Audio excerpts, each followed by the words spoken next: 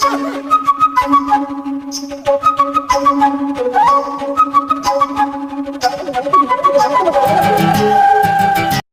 ମନ୍ଦିର 1300 ଶତାବ୍ଦୀରେ ନିର୍ମାଣ ଓଡ଼ିଶାର ପୁରୀ ଜିଲ୍ଲାର କୋଣାର୍କ ଠାରେ ଅବସ୍ଥିତ। ସୂର୍ଯ୍ୟ ମନ୍ଦିର କୋଣାର୍କ ଏମିତି ଏକ ମନ୍ଦିର ଯାହା ଆମ ଭାରତରେ ନୁହେଁ ବିଶ୍ୱରେ ମନ୍ଦିରର କାରୁକାର୍ଯ୍ୟ ଆଉ ରହସ୍ୟ ପାଇଁ ଏକ ଐତିହ୍ୟ ସ୍ଥଳୀ ଅଟେ।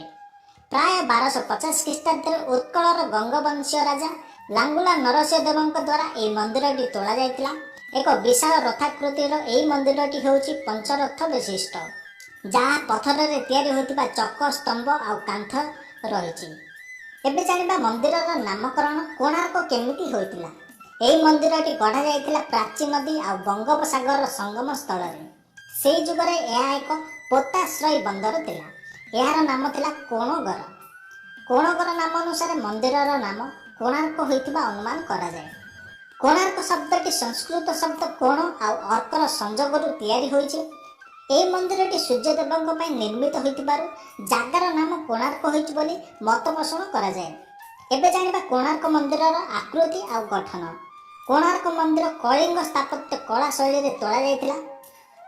ମନ୍ଦିରର ଚାରିପଟେ 9 ଫୁଟ 9 ଇଞ୍ଚ ଉଚ୍ଚର 24ଟି ଚକ ଆଉ ସମ୍ମୁଖରେ 7ଟି ଘୋଡ଼ା ଖଞ୍ଜା ଯାଇଥିଲା।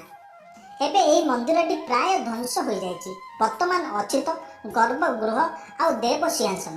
ମୁଖ୍ୟ ଦେଉଳଟି ପାଖାପାଖି 200 ଫୁଟ ମାନେ 60 ମିଟର ଉଚ୍ଚ, ଯାହା ଭାରତର ଉଚ୍ଚତମ ମନ୍ଦିର ଥିଲା ବୋଲି ଅନୁମାନ କରାଯାଏ।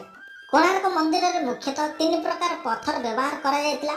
ସେଥିମଧ୍ୟରୁ ମୁଗୁନି ପଥର, ଯାହା ବ୍ୟବହାର ହୋଇଥିଲା ବିଗ୍ରହ ଗଠନରେ, ଦେବ ସିଂହାସନରେ ଆଉ ଦୁଆର ବନ୍ଧରେ।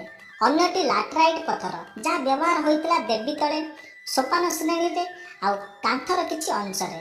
ଆଉ ଶେଷରେ କୋଣ୍ଡାଲାଇଟ୍ ପଥର, ଯାହା ବ୍ୟବହାର ହୋଇଥିଲା ମନ୍ଦିରର ବାକି ଜାଗାରେ। ଯଦି ମନ୍ଦିରଟି ଧ୍ୱଂସ ହେବା ପଛର କଥା ଜାଣିବା, ତାହେଲେ ମାଦଳା ପାଞ୍ଜି ଅନୁସାରେ କଳାପାହାଡ଼ ଓଡ଼ିଶାକୁ ଆକ୍ରମଣ କରି ବହୁ ମନ୍ଦିର ଧ୍ୱଂସ କରିଥିଲେ, କିନ୍ତୁ କୋଣାର୍କ ମନ୍ଦିର ଭାଙ୍ଗିବା ସହଜ ନଥିଲା। ଆଶ୍ଚର୍ଯ୍ୟ କଥା ଥିଲା କି କଳାପାହାଡ଼ ପୂର୍ବରୁ ହିଁ ଏହି ମନ୍ଦିରର ଗଠନ ପ୍ରଣାଳୀ ବିଷୟରେ ଜାଣିଥିଲା, ଯାହାଦ୍ୱାରା ମନ୍ଦିରକୁ ସହଜରେ ଧ୍ୱଂସ କରିପାରିଥିଲା। ଓଡ଼ିଶାର ଇତିହାସ ଅନୁସାରେ 1508 ଖ୍ରୀଷ୍ଟାବ୍ଦରେ କଳାପାହାଡ଼ ଓଡ଼ିଶା ଆକ୍ରମଣ କରି କୋଣାର୍କ ମନ୍ଦିର ସହ ଓଡ଼ିଶାର ଅନେକ ମନ୍ଦିରକୁ ଧ୍ୱଂସ କରିଦେଇଥିଲା। ଏବେ ଜାଣିବା କୋଣାର୍କ ମନ୍ଦିରର ଚୁମ୍ବକର ରହସ୍ୟ। ସ୍ଥାନୀୟ ଲୋକ ଆଉ ପଥ ପ୍ରଦର୍ଶକମାନେ କହିବା ଅନୁସାରେ କୋଣାର୍କ ମନ୍ଦିରର ପ୍ରତି 2ଟି ପଥର ଭିତରେ ଗୋଟିଏ ଲେଖାଏଁ ଲୁହା ପ୍ଲେଟ୍ ଦିଆଯାଇଥିଲା, ଯାହା ଆଜି ବି ଦେଖିବାକୁ ମିଳେ। ଦେଉଳକୁ ଲୁହାର ବିମ୍ରେ ମଜବୁତ କରାଯାଇଥିଲା। ଦଧିନଉତି ବା ମନ୍ଦିରର ଚୂଡ଼ାରେ 52 ମେଟ୍ରିକ୍ ଟନ୍ର ଗୋଟେ ବିଶାଳ ଚୁମ୍ବକ ଖଞ୍ଜା ଯାଇଥିଲା, ଯାହାକୁ 1200 ବଢ଼େଇ କରିପାରିନଥିଲେ। ତାହା 12 ବର୍ଷର ଶିଳ୍ପୀପୁତ୍ର ଧର୍ମା କରି ଦେଖିଥିଲେ।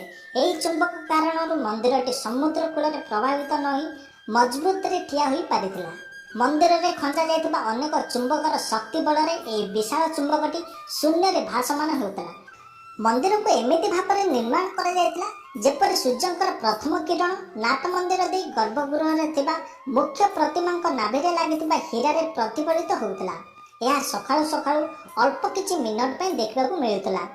ଆଉ ଏହି ମନ୍ଦିରରେ ଚୂଡ଼ାରେ ଲାଗିଥିବା ଚୁମ୍ବକର ପ୍ରଭାବରେ କୋଣାର୍କ ସମୁଦ୍ର ତଟ ଦେଇ ଯାଉଥିବା ଜାହାଜମାନଙ୍କର ନେଭିଗେସନ ସିଷ୍ଟମ କାମ କରିବା ବନ୍ଦ କରିଦେଉଥିଲା ଆଉ ଜାହାଜକୁ ନିଜ ଚୁମ୍ବକୀୟ ଶକ୍ତିରେ ଟାଣି ନେଉଥିଲା, ଯାହାଦ୍ୱାରା ବ୍ରିଟିଶ ଶାସନ ସମୟରେ ଇଂରେଜମାନେ ଏହି ପଥରକୁ ବାହାର କରି ନେଇଯାଇଥିଲେ।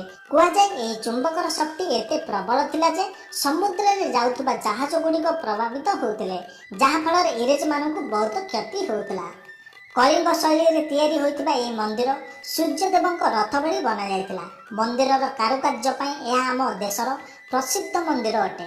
1200 ବଢ଼େଇଙ୍କର ପରିଶ୍ରମ ଆଉ ଶିଳ୍ପୀପୁତ୍ର ଧର୍ମାଙ୍କର ବଳିଦାନ ଆମ ଓଡ଼ିଶାର ଗୌରବକୁ ବହୁତ ଉଚ୍ଚ କରିଦେଇଛି। ତାଙ୍କର ଏହି କାମ ପାଇଁ ଆମ ଓଡ଼ିଶାବାସୀ ଗର୍ବିତ। ତ ଫ୍ରେଣ୍ଡସ୍, ଏହା ଥିଲା କୋଣାର୍କ ମନ୍ଦିରର କିଛି ରହସ୍ୟ। ଆଶା କରୁଛି ଭିଡ଼ିଓଟି ଆପଣଙ୍କୁ ନିଶ୍ଚୟ ଭଲ ଲାଗିଥିବ। ଯଦି ଭଲ ଲାଗେ ତାହେଲେ ଲାଇକ୍ କରନ୍ତୁ ଆଉ ଭିଡ଼ିଓଟିକୁ ସେୟାର କରି ଅନ୍ୟ